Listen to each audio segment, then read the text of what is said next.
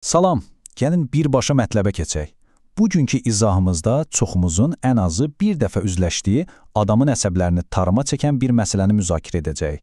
Haqsız yerə yazılmış yol polisi cərimələri. Təsəvvür edin, tamamilə qaydalar çərçivəsində maşın sürürsünüz və qəflətən telefonunuza bir cərimə mesajı gəlir. Sinir bozucudur, elə deyilmi? Amma əslində bu ədalətsiz cərimələri heç bir stres yaşamadan tam qanuni və ardıcıl şəkildə ləğv etmək mümkündür. Gəlin bunun xəritəsini birlikdə cızaq.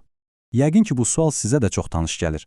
Etmədiyiniz bir xətaya görə o rəsmi bildirişi almaq həqiqətən də adamı məyus edir.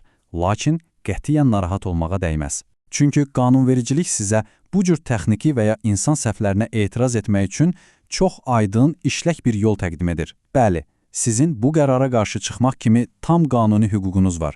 Bugün məhz həmin hüquqdan necə istifadə edəcəyimizi addım-addım öyrənəcəyik. Yaxşı, gəlin işimizi asanlaşdıraq. Prosesi 5 aydın mərhələyə böləcəyik.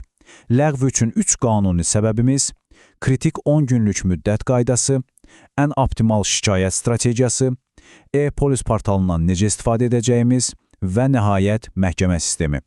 Bütün bu bürokratiyanı sizin üçün çox sadə bir plana çevirəcəyik. Birinci bölmə. Ləğv üçün 3 qanuni səbəb. Gəlin əlimizdəki hüquqi arqumentlərə baxaq. Qanun bizə cəriməni silmək üçün 3 çox konkret və güclü səbəb verir. Baxın, birincisi çox sadədir. Yol hərəkəti haqqında qanuna görə, əgər yolda stasionar radar varsa, ondan əvvəl mütləq xəbərdarlıq nişanı qoyulmalıdır. Yoxdur, deməli o cərimə dərhal ləğv edilməlidir. İkincisi, kameralar sadəcə avtomobilin nömrəsini çəkir. Bəs maşını o an siz yox, etibarnamə ilə başqası idarə edirdisə, bunu rəsmi sübut edən kimi məsuliyyət sizdən düşür. Üçüncü səbəb isə biraz texnikidir, amma sizin xeyrinizə işləyir. Yəni zaman əslində sizin müttəfiqiniz ola bilər. Qanuna əsasən hər bir xətanın rəsmiləşdirilməsi üçün konkret bir icraat müddəti var. Bu, xətanın növünə görə adətən 2 aydan 1 ilə qədər dəyişir. Əgər sizə bu müddət ərzində heç bir rəsmi bildiriş gəlməyibsə və qəfildən illər sonra sistemdə cərimə görürsünüzsə, o cərimə sadəcə olaraq etibarsızdır. Vaxtı keçmiş cəriməni sildirmək sizin birbaşa qanuni haqqınızdır. Keçək ikinci bölməyə. 10 günlük pəncərə. Bu bəlkə də prosesin ən kritik hissəsidir. 10. Sadəcə 10. Bu rəqəmi telefonunuzun xatırlatmalarına, beyninizə, hər yerə həkk edin. Çünki cərimə bildirişini aldığınız andan etibarən şikayət vermək üçün tam olaraq 10 gün vaxtınız var. Geciksəniz, haqlı olsanız belə işiniz çətinləşəcək. İndi məqsədim qətiyyən sizi panikaya salmaq deyil, amma bir məqamı dəqiqləşdirək, bu 10 günlük geri sayam xətanın törədildiyi gün yox, qərarın sizə rəsmi olaraq çatdığı gün başlayır. İstər SMS olsun, istər poçtla gələn məktub, istərsə də e-gov portalındakı bildiriş. Bildirişi aldınız, saat işləməyə başlayır. Sürətli reaksiya vermək şərtdir. Üçüncü bölmə. Optimal strategiya. İndi isə gəlin şikayəti praktikada necə edəcəyimizi planlaşdıraq. Əksər sürücülər əsəbiləşib dərhal məhkəməyə müraciət etmək istəyir. Əslində, məhkəmə çox güclü və müstəqil bir yoldur, lakin biraz vaxt aparır. Digər tərəfdə isə dövlət yol polisinin e-polis portalı var. Cəmi 5 dəqiqənizi alır və evdən çıxmadan şikayətinizi birbaşa sistemə göndərirsiniz. Çox vaxt sadə texniki səhvlər məhz elə bu mərhələdəcə ləğv edilir. Buna görə də hər zaman asan yoldan başlamaq lazımdır. Deməli, ən ağıllı gedişat belə qurulur. Birinci addım, e-polis üzərindən şikayəti daxil edirik. İkinci addım, arxaya yaslanıb daxili araşdırmanın nəticəsini gözləyirik. Əgər sistem səhvi qəbul edib cəriməni silsə, əla, işimiz bitdi. Yox, əgər nədənsə rədd cavabı versələr, o zaman heç nə itirmirik. Üçüncü addım olaraq, güclü təhlükəsizlik torumuz olan məhkəməyə üz tuturuq. Dördüncü bölmə. E-polis portalı bələdçisi. Gəlin bu onlayn müraciətin necə edildiyinə praktik olaraq baxaq. Sayta, yəni e-polis.gov.az-a daxil olan kimi sağ üst küncdəki giriş düyməsini sıxırsınız. Narahat olmayın, yeni hesab açmağa ehtiyac yoxdur. Sistem sizi birbaşa asan loginə yönləndirir. Orada şəxsiyyət vəsiqənizin FIN kodu, asan imza, SIMA və ya sadəcə mobil bankçılıqdakı bank ID vasitəsilə saniyələr içində şəxsi kabinetinizə daxil ola bilərsiniz. Çox rahatdır. Kabinetə girdikmi? Super. İndi menyudan e-müraciətlər bölməsini tapırıq, qurum siyahısından Baş Dövlət Yol Polisi İdarəsini seçirik, daha sonra dərdimizi, yəni ərizəmizin mətnini yazırıq və mütləq sübutlarımızı fayl kimi əlavə edib göndəri sıxırıq.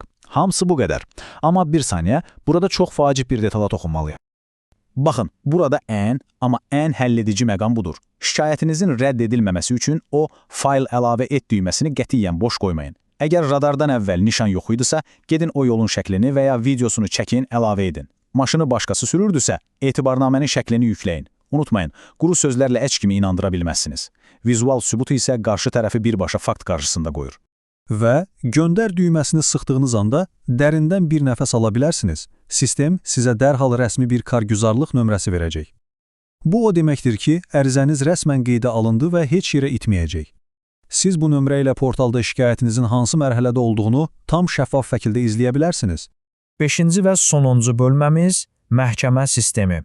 İşlər istədiyimiz kimi getməsə, nə edəcəyik? Təsəvvür edək ki, polisdən sizə rədd cavabı gəldi. Ruhdan düşmək yoxdur. Çünki rədd cavabı gəldiyi gün sizin o 10 günlük pəncərəniz yenidən sıfırlanır.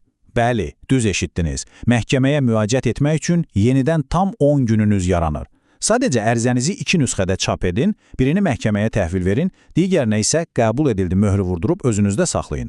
Bu qədər sadə. Məhkəmə sözü adamı biraz qorxudur, elə deyilmi? Xərclər, vəkillər, rüsumlar... Əslində qətiyyən belə deyil.